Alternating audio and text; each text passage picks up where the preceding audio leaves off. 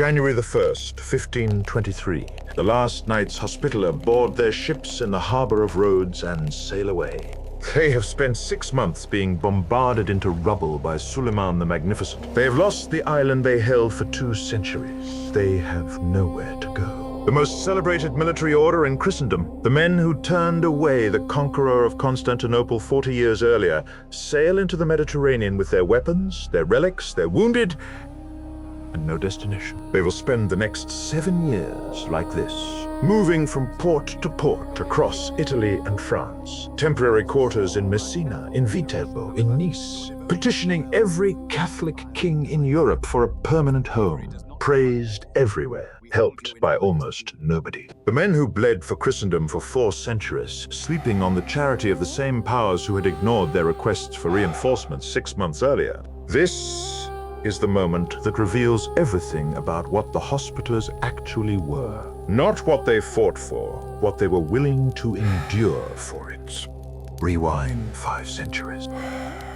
Around 1048, Jerusalem is under Fatimid Muslim rule. A group of merchants from Amalfi, a trading republic in southern Italy, negotiate permission from the Fatimid Caliph to build a hospital in the Holy City. They establish it near the Church of the Holy Sepulchre, staffed by Benedictine monks, open to any pilgrim who arrives sick, injured, or destitute, Christian, Muslim, Jewish. If you are ill, you are treated. Their own documents refer to the patients as our lords the sick.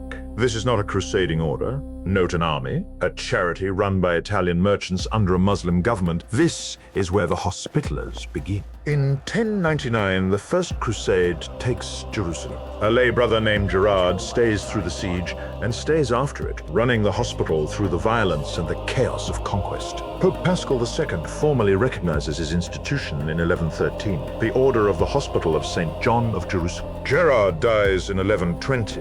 His successor is a man named Raymond Dupuy. Raymond looks at the hospital, looks at the roads leading to it, and makes a decision that will define the next 9 centuries. It is not enough to heal the pilgrims who arrive broken. We must protect them on the roads that break them. The order begins hiring knights, building its own military capacity. The Hospitallers never stop being a hospital, they simply add an army to it. By 1136, they hold their first castle. In 1144, they acquire Crac des Chevaliers, the fortress on the Syrian plain that historians still consider possibly the finest example of Crusader military architecture in existence. At its height, it houses 2,000 people, and its territory is so dominant that neighboring Muslim rulers pay annual tribute rather than risk a fight. And the hospital keeps running. At its peak, the Jerusalem hospital accommodates more than 2,000 patients. Separate wards for men and women, a section for orphaned children, care given without distinction of faith. When Saladin retakes Jerusalem in 1187, he allows the Hospitallers a full year to safely wind down the hospital and move their patients out. Even Saladin respects the hospital. Acre falls in 1291. The Hospitallers cover the evacuation of civilians to ships in the harbor from the last tower. When negotiations fail and the Mamluks breach the gates, the Hospitallers bar them again and fight to the end inside a building being undermined beneath their feet.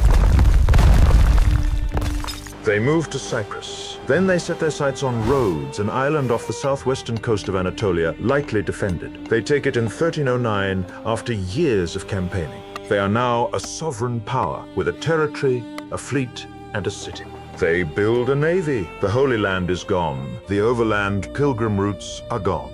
But pilgrims still travel by sea, and the eastern Mediterranean is increasingly dangerous. The Hospitaller fleet patrols the Aegean, raids Ottoman supply lines, intercepts slave ships, frees captive Christians, escorts pilgrim vessels. The pilgrim on the road has become the pilgrim on the water.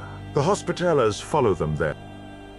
In 1480, Mehmed II decides to remove the problem. The conqueror of Constantinople, the man who has never failed to take a city he decided to take. He sends a fleet of roughly 160 ships and an army somewhere between 70 and 100,000 soldiers to Rhodes. Because the island has a garrison of perhaps 600 knights. The assault runs from May to August. The Ottomans breach the walls twice. Both times the defenders throw them back in hand-to-hand fighting in the breach. In August, the Ottomans plant their standard and declare victory. The Hospitallers counterattack, retake the breach, capture the standard. The Hospitallers have just turned away the conqueror of Constantinople. Across Christian Europe, it is treated as a miracle. 40 years later, Mehmed's grandson Suleiman the Magnificent finishes the job. 1522. More than 400 ships, over 100,000 soldiers. Grandmaster Philippe Villiers de l'Isle-Adam has perhaps 7,000 men. They hold for 6 months. The walls are demolished around them by artillery the likes of which Europe has never seen. They fight in the rubble. They negotiate surrender on terms, their weapons, their banners, their wounded, their honor. Suleiman, who recognizes courage when he fights it, gives them everything they ask for. They board their ships on January the 1st, 1523, and they sail into 7 years of nowhere. In 1530, the Holy Roman Emperor Charles V finally gives them Malta, a small, rocky, sun-baked island in the middle of the Mediterranean. Limited fresh water, poor soil, no significant natural resources. The annual rent is 1 falcon to be delivered each year to the Viceroy of Sicily on All Saints' Day. It is not a gift, it is a posting.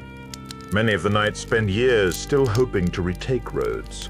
They begin instead turning Malta into the most fortified island in the Mediterranean. They call themselves now the Knights of Malta. Suleiman has unfinished business. In 1565, now over 70 years old, he sends an invasion force, estimated at 40,000 soldiers, to end the Hospitallers permanently.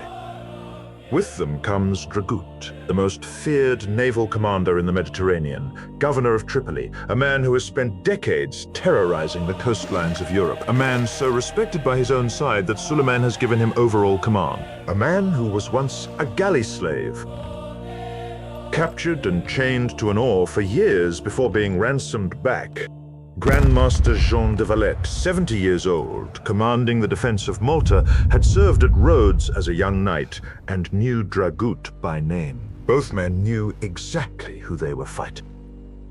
The Ottoman plan is straightforward. Take Fort St. Elmo, the small star fort guarding the harbor entrance. It is expected to fall in a few days. Then take the main forts, then Malta. Fort St. Elmo holds for 31 days. De Valette evacuates the wounded each night by boat across the harbor and resupplies the garrison under fire. The Ottomans bombard it from 36 guns until the walls are rubble. The defenders fight from the rubble. When a message arrives from the garrison saying the fort can no longer be held, de Valette sends back word that it must. On June the 18th, Dragut is standing at a gun emplacement arguing with Turkish gunners about the elevation of their fire. A shot from Fort St. Angelo across the Grand Harbor strikes the ground near the battery. Debris hits Dragut in the head. He is carried unconscious behind the lines. He lingers for days in a tent while the siege continues without him. A courier is dispatched to his tent to tell him that Fort St. Elmo has finally fallen. Dragut receives the news and dies on the spot. Fort St. Elmo cost the Ottomans 6,000 soldiers. Every knight inside it is dead. None survive. The Ottomans float the decapitated bodies of the dead knights across the harbor on makeshift crosses. A message to the main garrison. De Valette's response is immediate. He has every Ottoman prisoner in the fortress beheaded. He loads their heads into his cannon. He fires them back. The main assault continues through July and August. The Ottomans breach the walls of Beirut. The defenders soon finish. Then the Ottoman forces suddenly retreat. A small cavalry sortie from the garrison at Mdina has attacked the Turkish field hospital in the rear, and the Ottoman commanders mistake it for the vanguard of a relief army. The relief army is a month away. De Valette is reported to have personally carried stones to repair walls under bombardment. When his council votes to abandon a position, he vetoes it alone. When his officers say the situation is hopeless, he does not argue, he simply does not move. In September, Spanish and Italian relief forces land on the north of the island. The Ottomans, at the end of their supply lines and having lost somewhere around 20,000 men, withdraw. Of the 40,000 who came, roughly 15,000 returned to Constantinople. Voltaire, reflecting on it 2 centuries later, wrote that nothing is better known than the siege of Malta. The Hospitallers hold Malta for another 230 years. They build a new city on the ruins of what was destroyed and name it Valletta after Jean de Valette, who dies before he sees it finished. In 1798, Napoleon takes the island in a single day. The order by then has lost its military edge and does not resist, but it does not disappear. The Sovereign Military Order of Malta is today headquartered in a single building on the Via Condotti in Rome. It has no territory, it issues its own passports, it maintains diplomatic relations with over 100 countries, it has observer status at the United Nations. It operates field hospitals, runs ambulance services, provides medical aid in conflict zones across the world. The pilgrim on the road became the pilgrim on the water, became the casualty in the war zone. The mission is the same. It has simply followed the suffering wherever the suffering goes. If you want more from the series, subscribe on YouTube and follow us on Facebook. Ash and Iron, every week.